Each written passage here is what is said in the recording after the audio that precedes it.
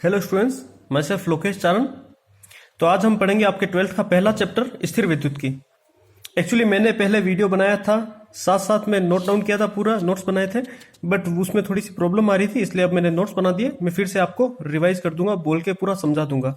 ये मैंने जस्ट अभी बनाए थे, बट उसमें थोड़ी सी वीडियो हिलने की और वो समस्या आ रही थी ना, क्योंकि साथ में लिखना और साथ में वो पॉसिबल नहीं हो रहा था, इसलिए मैंने ऐसे वीडियो बना दिया। ओके, तो चैप्टर नंबर फर्स्ट आपका है स्थिर विद्युत की। तो स्थिर विद्युत की का सबसे पहले बेटा मतलब क्या होता है, मैं जहां पे बोल रहा हूं वहीं पे ध्यान देना है, दूसरी जगह ध्यान नहीं देना है। आपको अच्छी तरह से चैप्टर समझ आ जाएगा। ओके, तो स्थिर विद्युत की मतलब विद्युत विद्युत की यानी की जब आता है तो उसका मतलब उसका अध्ययन, विद्युत का अध्ययन, और स्थिर मतलब स्थिर आवेश का अध्ययन। जो विद्युत होता है आवेश के रूप में होता है, तो स्थिर आवेश का अध्ययन करना है स्थिर विद्युत की होता है। और विद्युत को हम दो प्रकार से अध्ययन करते हैं, एक तो स्थिर विद्युत की के रूप में और एक गतिक विद्युत की के रूप में। तो जो ब्लैक दिख रही है ये पेन है, ओके ओके, नीचे रेड है। ओके, तो स्थिर विद्युत की होती है, स्थिर विद्युत की विज्ञान की वह शाखा है बेटा जिसमें स्थिर आवेश के गुणों का अध्ययन किया जाता है। और स्थिर आवेश सदैव विद्युत क्षेत्र उत्पन्न करता है। स्थिर आवेश है, कोई आवेश रुका हुआ है, उसका अध्ययन करेंगे ना तो वहां पे सिर्फ विद्युत क्षेत्र उत्पन्न होगा, वहां पे चुंबकीय क्षेत्र उत्पन्न नहीं होगा। लेकिन जो गतिक विद्युत की है ना, जब हम गतिशील आवेश का अध्ययन करेंगे तो वहां पे विद्युत क्षेत्र और चुंबकीय क्षेत्र दोनों उत्पन्न होते हैं। वो हम आगे पढ़ेंगे जब आपके टॉपिक आएगा गतिक विद्युत की का। आपके इस चैप्टर में सिर्फ स्थिर विद्युत की का ही अध्ययन करना है। ओके, उसके बाद बेटा आगे पढ़ेंगे हम जो आवेश है, आवेश क्यों, आवेश को कूलाम इसका है, क्योंकि कूलाम ने इसकी खोज की थी, तो आवेश को कूलाम से दर्शाते हैं।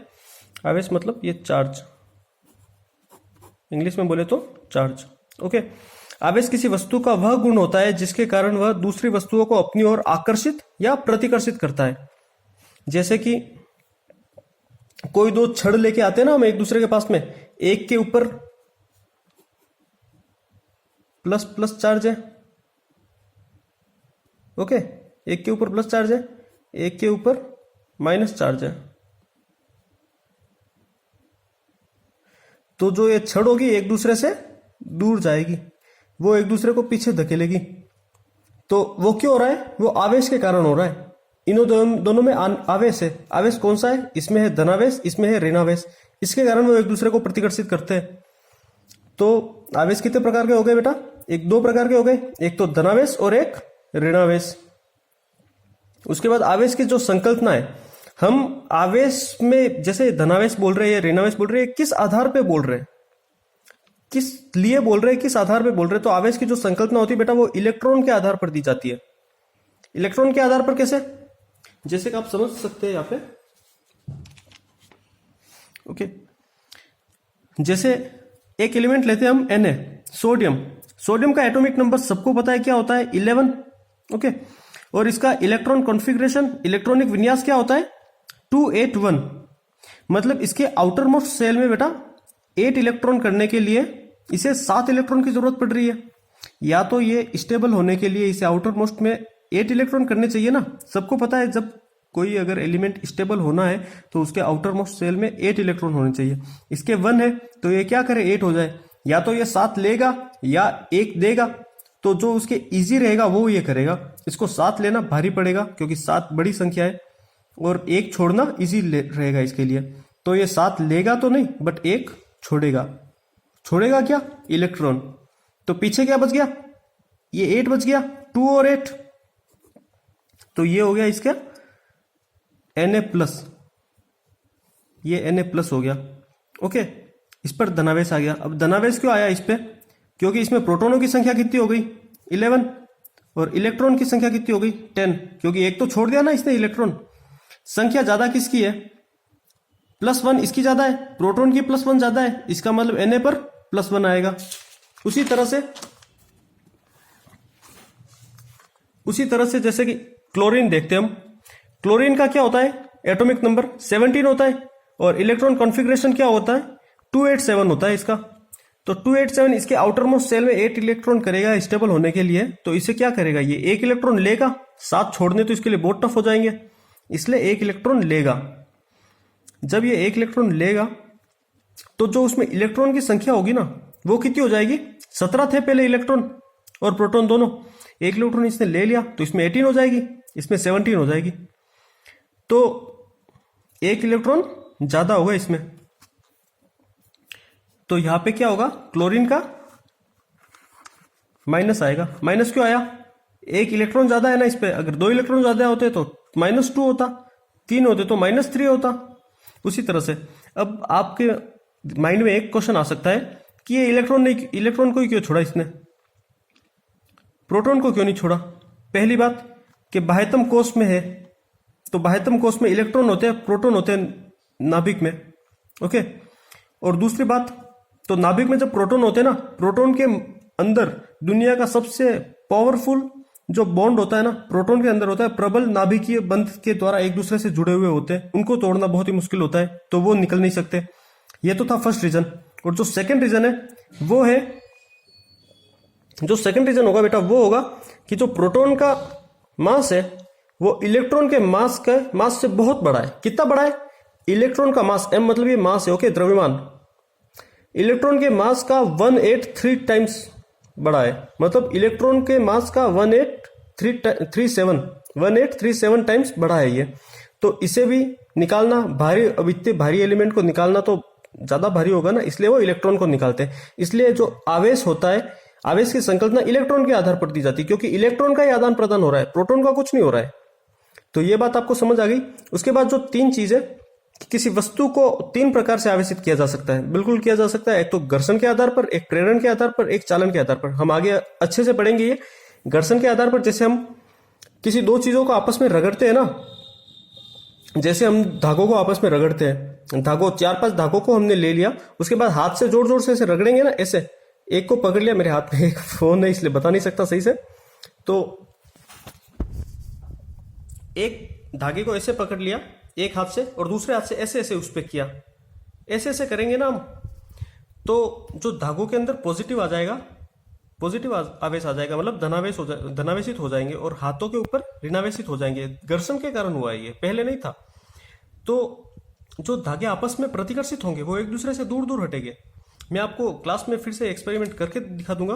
और जो हाथ होंगे ना, हाथ ऋणावेशित हो जाएंगे, तो जो धागे होंगे जैसे ही हाथ के पास लेके जाएंगे धागे अपनी तरफ आएंगे। तो ये रीजन हो गया घर्षण का। उसके बाद तो क्या होता है कि जो अब धागे दोनों प्लस प्लस थे तो एक दूसरे को रिपेल करेंगे, ओके, मतलब प्रतिकर्षित करेंगे, दूर हटेंगे। तो ये सजातीय आवेश कहते हैं इनको। समान जात के हैं, समान जाति, इसकी भी माइनस है, इसकी भी माइनस, इसकी भी प्लस, इसकी भी प्लस। ये समान जाति के आवेश एक दूसरे को प्रतिकर्षित करते हैं। और दूसरी जात है ये प्लस है, ये माइनस है, ये विपरीत जाति के आवेश एक दूसरे को आकर्षित करते हैं, मतलब ऐसे पास आएंगे ये, और ये वाले दूर जाएंगे, ओके। उसके बाद बात आती है कि कोई एक वस्तु है, स्थिर वस्तु है, ठीक है, उसका द्रव्यमान कितना है, m नोट। m नोट को क्या लिखेंगे, NaUGHT, m naught, okay. m naught ही नहीं है ये m नोट है। तो m नोट का द्रव्यमान है, उससे अगर v वेग से गति कराएंगे हम, जब उसे v वेग से गति कराएंगे तो उसके द्रव्यमान में एक अंतर आएगा। ये जो फॉर्मूला था आइंस्टीन ने दिया था, और उसके द्रव्यमान में क्या अंतर आएगा, उसे डेल एम से निकालेंगे। तो डेल एम मतलब द्रव्यमान में अंतर क्या होगा, equal to m nought upon √1 - v² upon c²। तो डेल एम जो होगा वो द्रव्यमान में अंतर होगा। m नोट क्या होगा बेटा, m नोट होगा स्थिर द्रव्यमान, ओके। और जो c होगा ना वो होगा प्रकाश का वेग। प्रकाश का वेग कितना होता है, 3 × 10⁸ मीटर पर सेकेंड। और v होगा वो वस्तु का वेग। तो द्रव्यमान स्थिर द्रव्यमान था, उसे v वेग से गति कराया, उसके द्रव्यमान में कुछ अंतर आया, ऑब्वियसली उसका द्रव्यमान थोड़ा कम हुआ होगा या ज्यादा हुआ होगा। कम ही होता है द्रव्यमान जब तेज गति से अगर चलेगी कोई वस्तु। जैसे अगर कोई व्यक्ति ऊपर से गिराया जाता है ना, बहुत हाइट से, अंतरिक्ष से जब कोई व्यक्ति जंप करता है ना, तो उसे फ्री फॉल का अनुभव होता है। कैसे, किसका अनुभव होता है, फ्री फॉल। फ्री फॉल का मतलब क्या होता है कि उसका जो द्रव्यमान होता है ना, उससे एकदम बहुत ही जीरो फील होता है। उसे लगता है मेरे में भार है ही नहीं, एकदम हवा में उड़ रहा हूं, जैसे इस तरह से लगता है। जैसे पंख को गिराते उस समय कैसा लगता है, ऐसे ऐसे, वैसा हो जाता है फ्री फॉल। लेकिन वो कुछ समय के लिए होता है, अपने ट्राई नहीं करना है कभी भी। जब कोई बहुत ही ऊपर से गिरता है ना, तभी ये फीलिंग आती है, नहीं तो हमें पता ही नहीं चलता नीचे आने में। गुरुत्वाकर्षण बल पृथ्वी का इतना ज्यादा है कि नीचे आने में कुछ टाइम नहीं लगता। लेकिन फ्री फॉल तभी फील होता है जब बहुत ही हाइट पे जाके कोई कूदता है, मतलब बहुत ही ज्यादा ऊपर। ओके, अब जैसे उसी तरह से जब आवेश, मैंने द्रव्यमान का तो आपको बता दिया कि द्रव्यमान ये चीज होती है। अब आवेश जो होता है, अब आवेश को द्रव्यमान से रिलेट क्यों कर रहे हैं पता है आपको? क्योंकि देखो, आपने पढ़ा 11th में गुरुत्वाकर्षण बल। गुरुत्वाकर्षण बल में जो न्यूटन ने जो नियम दिया था ना, उसी तरह से कूलॉम ने एक नियम दिया आवेश के ऊपर। उसने दिया था द्रव्यमान के ऊपर। अंतर दोनों में ये कि जो आवेश है, आवेश एक अचर राशि है। मैं जो बोल रहा हूं आप लिख सकते हो, ये नोट्स आप कॉपी कर सकते हो, इनकी मैं पिक्स भी खींच दूंगा, पिक्स भी क्लिक करके आपको सेंड कर दूंगा। और मैं जो बोल रहा हूं अगर कोई अच्छी चीज लगे तो वो नोट भी कर देना आप। ओके, तो ये जो क्यू आवेश है, आवेश एक अचर राशि है बेटा। अचर कैसे है वो मैं आपको यहाँ पे बता रहा हूं। द्रव्यमान वेग के साथ चेंज हुआ है, मतलब ये अचर नहीं है, ये फिक्स नहीं है। अचर मतलब कांस्टेंट, फिक्स। बट क्यू द्रव्यमान का एक वस्तु है, उसे हमने v वेग से भगाया, तेजी से भगाया, बट उसके आवेश में कोई परिवर्तन नहीं आएगा। उसके आवेश में कोई परिवर्तन नहीं आएगा। कारण, क्योंकि वेग का वस्तु के आवेश पर कोई असर नहीं पड़ता, अर्थात ये एक अचर राशि है।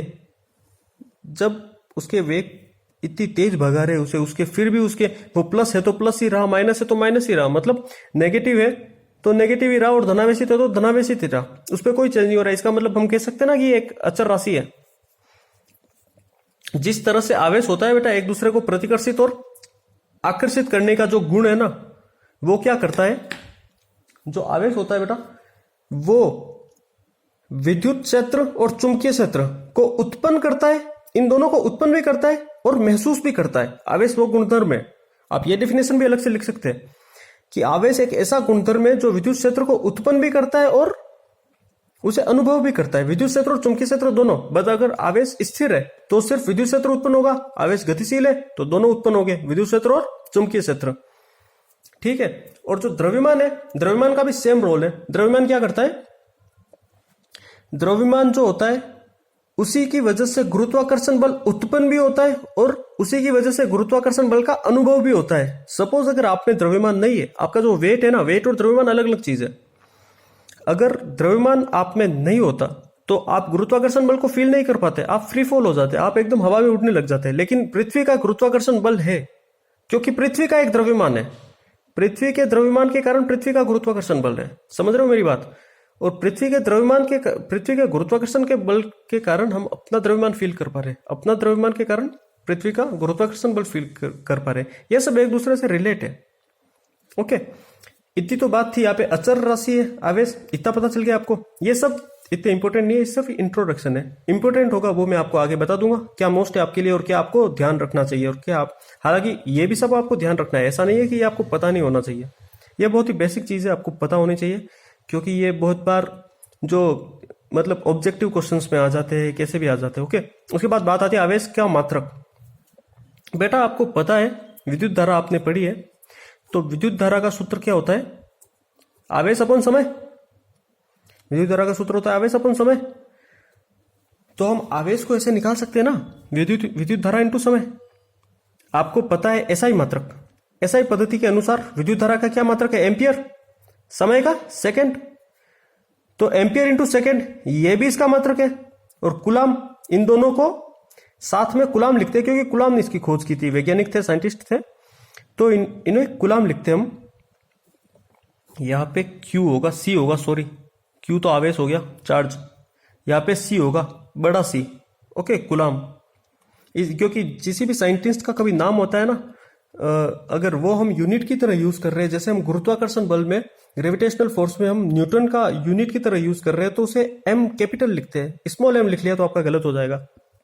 उसी तरह से कुलाम को हमेशा कैपिटल C लिखेंगे, स्मॉल c नहीं लिख सकते। ओके, ये हो गई आपकी एसआई पद्धति में क्या है? कुलाम है और एम्पियर इंटू सेकेंड है।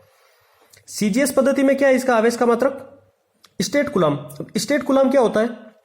स्टेट कुलाम में और कुलाम में जो रिलेशन है बेटा वो ये रहा, 1 कुलाम इक्वल टू 3 × 10⁹ ये 9 लिखा हुआ है, 10⁹ स्टेट कूलम। ओके।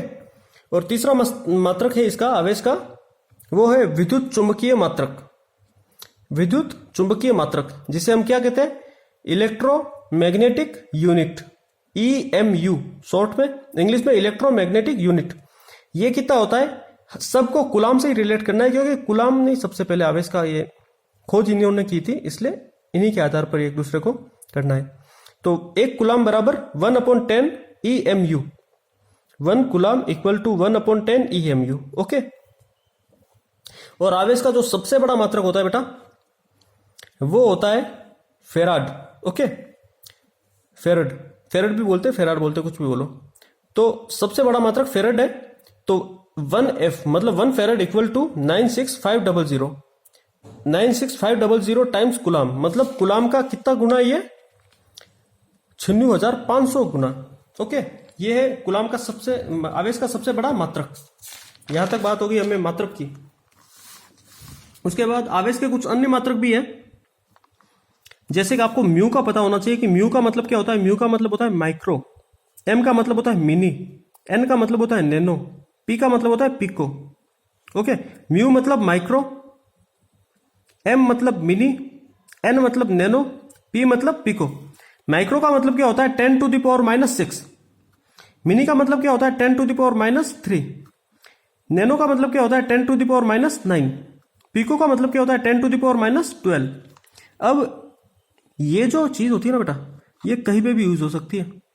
ये जिसके भी साथ लगेगी ऐसे लग जाएगा, जैसे मिलीग्राम, ओके, मिलीग्राम, या फिर माइक्रोग्राम, जैसे 1 माइक्रोग्राम। 1 माइक्रोग्राम का क्या मतलब होगा 10⁻6 ग्राम, मतलब ग्राम को अपॉन में 10 मतलब 10⁶ से मल्टीप्लाई कर दो। जब ये नीचे जाएगा तो ये प्लस में आ जाएगा, ऊपर होता है तो माइनस में आ जाता है। और 1 μm मतलब 1 माइक्रोमीटर। 1 माइक्रोमीटर क्या होता है बेटा 10⁻⁻6 मीटर। मतलब माइक्रो की जगह पे आपको ये लिखना है। आप माइक्रो लिखो, मिनी लिखो, नैनो लिखो, पिको लिखो, या फिर ये लिख लो, ये भी इसकी वैल्यू है, ये माइक्रो की वैल्यू है।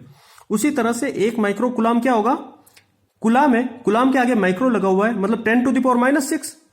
एक मिनी कूलम का क्या होगा 10⁻⁻3, और एक पिको कूलम क्या होगा 10⁻12। तो इसकी जगह पे हमने ये लिखा है। उसके बाद बात आती है बेटा आवेश की योज्यता।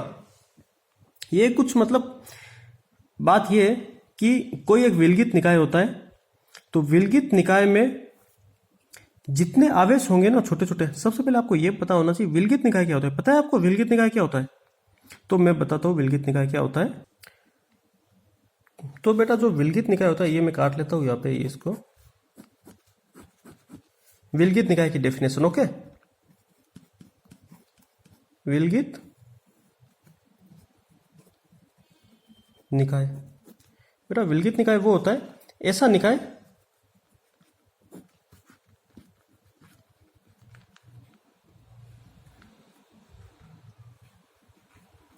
जिसको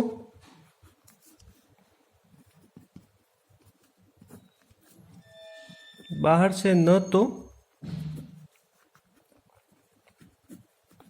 कोई आवेश दे सकता है और न ही कोई आवेश ले सकता है। समझे? विलगित निकाय एक ऐसा निकाय होता है बेटा जिसको बाहर से ना तो कोई आवेश दे सकता है ना कोई आवेश ले सकता है। ठीक है, तो आवेश की योज्यता अगर निकालनी है ना, तो किसी विलगित निकाय का क्या होता है, एक विलगित निकाय में जितने भी आवेश है टोटल छोटे छोटे अलग अलग पॉइंट पे अलग अलग आवेश होंगे। Q1 है, Q2 है, Q3 है, हमें नहीं पता कितने हैं, Qn तक है, हमने सपोज किया Qn तक है, कुछ भी हो सकते हैं। तो उस विलगित निकाय का जो कुल आवेश होगा बेटा वो कैसे निकालेंगे, कुल आवेश Q1 Q2 Q3 Q4 सबका योग होगा। जो कुल आवेश होगा बेटा वो सबका योग होगा। मतलब विलगित निकाय का हम ऐसे डेफिनेशन लिख सकते हैं, इसकी बोल सकते हैं, मैं लिखूंगा नहीं, आपको आप नोट कर देना अगर आपको नोट करनी है तो। ऐसे बोल सकते हैं हम कि आवेश की योज्यता वह गुण है जिसके द्वारा किसी निकाय का कुल आवेश उसके विभिन्न आवेशों के बीजगणितीय योग के बराबर होता है। उसका कुल आवेश विभिन्न आवेशों के बीजगणितीय योग प्लस प्लस प्लस, ये बीजगणितीय योग ही तो है, उसके बराबर होता है। ये होती है आवेश की योज्यता। ठीक है, उसके बाद में एक चीज आती है आवेश का संरक्षण। तो आवेश का संरक्षण क्या है बेटा? कंजर्वेशन ऑफ मास पढ़ा होगा आपने, कंजर्वेशन ऑफ एनर्जी पढ़ी होगी, मतलब ये ऊर्जा का संरक्षण का नियम, ऊर्जा संरक्षण का नियम, द्रव्यमान संरक्षण का नियम। क्या होता था उसमें कि द्रव्यमान को न तो बनाया जा सकता है, न बिगाड़ा जा सकता है, मतलब न उत्पन्न किया जा सकता है, न नष्ट किया जा सकता है। तो उसी तरह से आवेश का संरक्षण भी होता है बेटा। ये जैसे विलगित निकाय है ना, मैंने विलगित निकाय की डेफिनेशन क्या लिखाई है? ऐसा निकाय जिसको बाहर से न तो कोई आवेश दे सकता है, न कोई आवेश उसका ले सकता है। इसी तरह आप समझ सकते हैं जिसके कारण किसी विलगित निकाय का कुल आवेश नियत रहता है। ये क्या है? ये विलगित निकाय का कुल आवेश नियत रह रहा है ना, नियत मतलब समान रह रहा है, क्योंकि ना तो उसे बाहर से कोई आवेश मिल रहा है, ना उसे उसका कोई आवेश ले रहा है, तो ये समान रह रहा है। ये क्या कारण है? तो वो जो गुण है ना समान रहने का, उस गुण को कहते हैं हम वैद्युत आवेश का संरक्षण। ओके, किसी विलगित निकाय के कुल आवेश को न तो नष्ट किया जा सकता है और न ही उत्पन्न किया जा सकता है। तो यहां पे ये लिख लेंगे ऐसे कि ये ही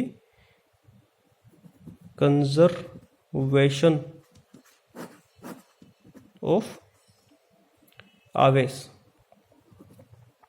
चार्ज, कंजर्वेशन ऑफ चार्ज, यही तो हो गया कंजर्वेशन ऑफ चार्ज। ओके, उसके बाद हम पढ़ेंगे कि आवेश का क्वांटमीकरण। बेटा आवेश का क्वांटमीकरण क्या होता है? तो ये है आवेश का क्वांटमीकरण। ओके, आवेश का क्वांटमी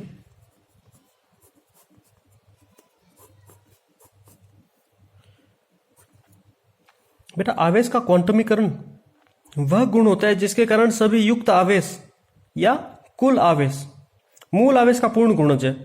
आप तो कंफ्यूज हो जाओगे इस बात को लेके, क्यों? अभी तो आप सर ने बोला कि आवेश की योज्यता वह गुण होता है जिसके कारण उसका कुल आवेश उसके बीजगणितीय योग के बराबर होता है। ये आपने नोट कर देना, ये डेफिनेशन में जो बोल रहा हूं, किसी निकाय का कुल आवेश उसके विभिन्न आवेशों के बीजगणितीय योग के बराबर हो रहा है। और अब यहाँ पे मैंने बोल दिया कि आवेश का क्वांटमीकरण वह गुण है जिसके कारण सभी युक्त आवेश या कुल आवेश मूल आवेश का पूर्ण गुणज है। उस समय बोला योग है, यहाँ पे बोला गुणज है। क्या लफड़ा क्या है बेटा? तो ये ऐसा है कि एन, जैसे एन से ही लेते हैं हम तो कोई चीज जो भी करेंगे एन से करेंगे, ना से स्टार्ट करेंगे। ओके, तो कोई एक एलिमेंट है, उसमें से एक इलेक्ट्रॉन निकला बेटा। अगर कोई एक वस्तु एलिमेंट है, वो एक